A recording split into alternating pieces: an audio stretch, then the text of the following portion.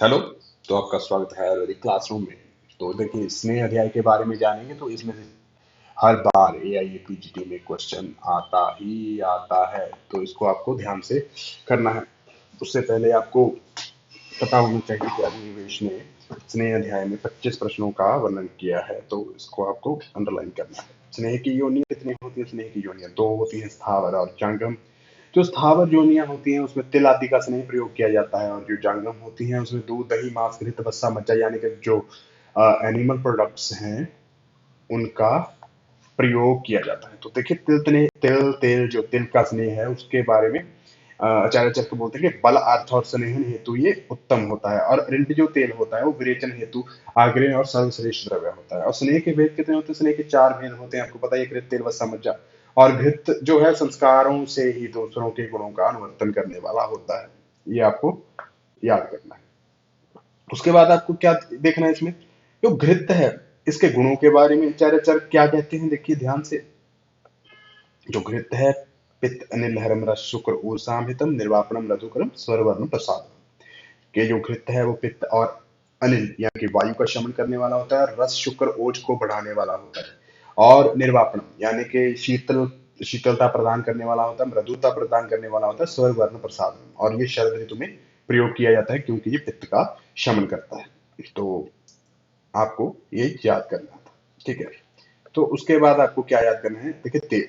तेल जो है मारुत को कम करता है, लेकिन नाच श्लेष्मा वर्धन, लेकिन जो है श्लेष्मा को नहीं बढ़ाता, और बल का वर्धन करता है। त्वचा है उष्ण स्थिर कर्म तेज योनि विशोधन। और जो इसमें से क्वेश्चन पूछा जाता था वो यही है कि कौन सा स्नेह है जो योनि विशोधन के लिए प्रयोग किया जाता है। तो उसके लिए आपको क्या मार्क करना है? तेल। ठीक है। प्रावट ऋतु में इसका प्रयोग किया जाता है तेल का। या जब आपको पूछे कोई के भगन भ्रष्ट जोनी कर्ण शूल शिरोरुचि, इन रोगियों में कौन से स्नेह का प्रयोग किया जाएगा, तो आपको वसा ही प्रिस्क्राइब करना है अगर आपके पास ऐसा कोई पेशेंट आ जाता है। और जो लोग व्यायाम करते हैं तो उनको फैट की बहुत ज्यादा जरूरत रहती है, क्योंकि वो लगातार व्यायाम करते हैं। तो माधव ऋतु में दो स्नेह यूज किए जाते हैं, एक तो वसा और एक मज्जा। और मज्जा की बात करेंगे, देखिए इसमें बहुत सारी धातुओं की बात की गई है। शुक्र, रस, मेद, मज्जा। तो ये बहुत सारी धातुओं की है जिसमें वर्णन आता हो। ऐसा जो स्नेह है वो मज्जा ही होता है। तो विशेषता स्थानाम वलकृत स्नेह निहितम, तो ये मज्जा के बारे में बोलते हैं। उसके बाद स्नेह प्रयोग काल कौन सा होता है? अत्यंत शीत और अत्यंत उष्ण काल में सर्वथा स्नेह का सेवन नहीं करना चाहिए। देखिए, नहीं तो इसकी कॉम्प्लिकेशन क्या हो जाएगी। देखिए, वात पित्त अधिक अगर पुरुष उष्ण काल में रात्रि स्नेह पान करता है तो उसके उसमें भी कॉम्प्लिकेशन हो सकती है। और अगर कफ अधिक जो पुरुष है वो शीतल काल में अगर शीतकाल है तो दिन में स्नेह पान करना चाहिए। यहाँ पर आप देखिए, वात पित्त अधिक उष्ण काल में स्नेह पान करना हो तो रात्रि में करना चाहिए। कफ अधिक पुरुष है और काल जो शीत है तो दिन में स्नेह पान करना चाहिए, जब सूर्य की किरणें हो, ठंड में, बादल वगैरह ना हो।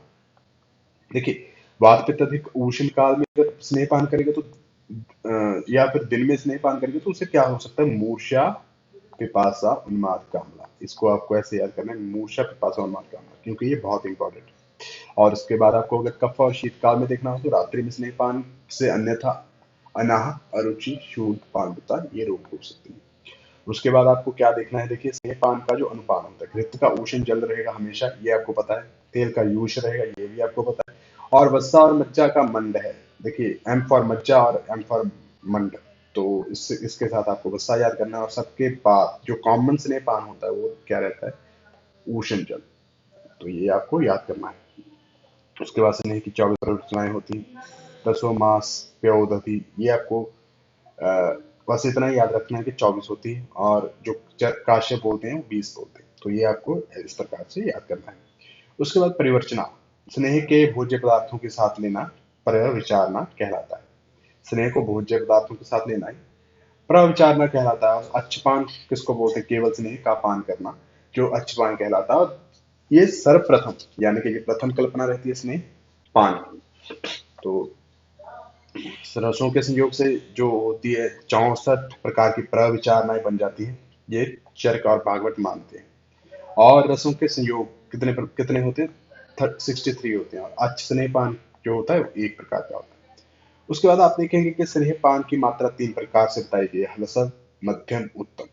जो हर्षद होती है वो आधे दिन में पच जाती है, जो मध्यम होती है वो एक दिन में पच जाती है, और जो उत्तम मात्रा होती है वो अहोरात्रों में पच जाती है। अर्ध दिन मतलब 6 घंटे, एक दिन यहाँ पर मतलब है 12 घंटे, और एक अहोरात्र का मतलब है 24 घंटे।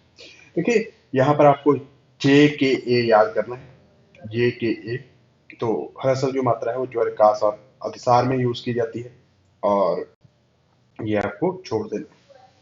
और जो शुद्र कुष्ठ, कुष्ठ, प्रमेह और वात रक्त में यूज की जाने वाली मात्रा है वो मध्यम मात्रा है। सर्पदष्ट, विसर्प, उन्माद, गुल्म, मूत्रकृश और विबंध में जो मात्रा यूज की जाती है तो वो है उत्तम मात्रा। तो ये आप पूरे सभी जो है बीमारियां वो याद कर लीजिए, ठीक है। उसके बाद मंद विवरंश मात्रा किसको बोलते हैं? देखिए मंद विवरंश मात्रा किसको बोलते हैं? स्नेह की मध्यम मात्रा को, स्नेह की मध्यम मात्रा को मंद विवरंश मात्रा भी बोला जाता है। तो ह्रस्व सी मात्रा कौन सी होती है? ह्रस्व सी स्नेह परीक्षणार्थ, ह्रस्व से भी कम मात्रा, जो 2 याम के समय से भी कम समय में जीर्ण हो जाए, तो ऐसी जो मात्रा होती है उसे ह्रस्व सी मात्रा बोलते हैं। ये भागवत ने बोला है।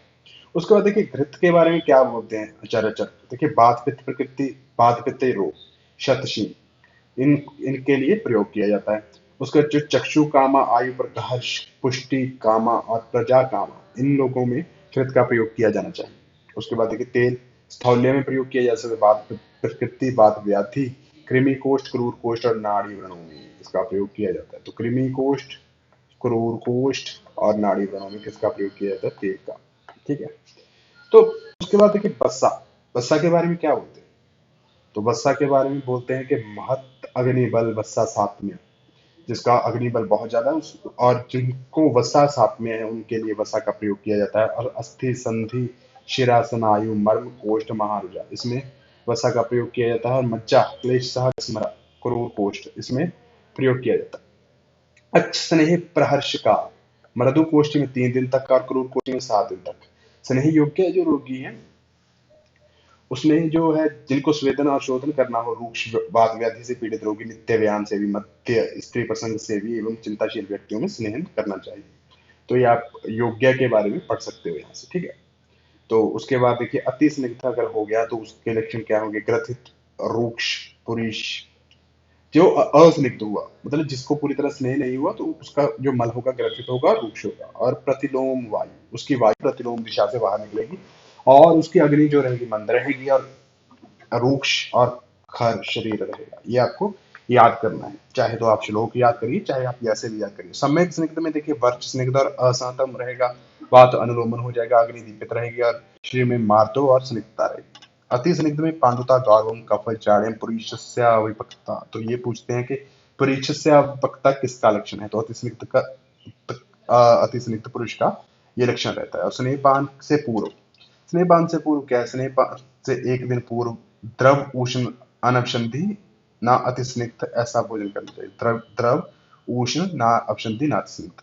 तो संशोधन हेतु क्या प्रयोग किया है? रात्रि के भोजन जीर्णोपरांत मध्यम मात्रा, संशमन हेतु भोजन के भूख लगने पर प्रधान मात्रा का प्रयोग किया जाना चाहिए। देखिए साम पित्त में केवल घृतपान का निषेध है, और निराम पित्त में केवल घृतपान ही करना चाहिए। ये आपको याद करना है, ठीक है। उसके बाद आपको देखना क्या है? तो मृदु कोष्ठ व्यक्ति कौन सा होता है? उदीर्ण, पित्त, अल्प, कफा, ग्रहणी, मंद मारुता। देखिए जिसमें मारुत है जो, ये आपको पूरा प्रॉपर्ली याद करना है। जिसमें ग्रहणी, मंद मारुता मतलब मारुत जो वायु है वो कम रहती है, वायु जो रहती है वो कम रहती है। यहाँ पर आप देखिए ध्यान से। उदीर्ण पित्त, जिसकी पित्त उदीर्ण हो चुकी है, और कफ है जो अल्प है, और मंद है जो मारुत है, वही मृदु कोष्ठ है, ठीक है। और उसे जो विरेचन करने के लिए करना बहुत ही इजी रहता है। तो उसको उसको किससे विरेचन हो सकता है? गुड़ से, दूध से, इक्षुरस से, मस्तूल से, कशरा, त्रिफला, इनसे भी उसको जो मृदुकोशी व्यक्ति है उनको विरेचन हो जाता है, ठीक है। और स्नेह व्यापक के जो 19 उपद्रव हो रहे थे तो इसमें से आपको कुछ याद कर लेने हैं, जैसे तंद्रा, उत्क्लेश, अनाहा, कुष्ठ, कंडु, पांडु, अर्शिशोथ, ये कुछ याद कर लीजिए इसमें से आपको, ठीक है। उसके बाद इसकी चिकित्सा क्या रहती है स्नेह व्याप्तों की? तो बमन रहता है, स्वेदन रहता है, काल प्रतिशानम, यानी कि आप काल दे, थोड़ा समय प्रतीक्षा करें ताकि स्नेह पच जाए। और उसके बाद फलानुसार संतरसम यानी कि विरेचन का प्रयोग करना चाहिए, और तक्रारिश, त्रिफला आदि का प्रयोग करना चाहिए।